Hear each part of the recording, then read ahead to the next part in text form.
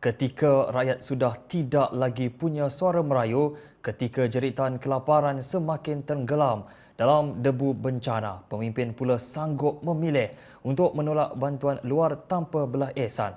Itu bukan kedaulatan, itu kezaliman, bongkak dan angkuh. Demikian teguran pedas seorang pemerhati menyifatkan kepimpinan Indonesia dari dahulu dan hari ini yang dikemudi Prabowo Subianto sebagai tidak jauh beza dengan penindasan pemimpin Yahudi Zionis namun terhadap rakyatnya sendiri.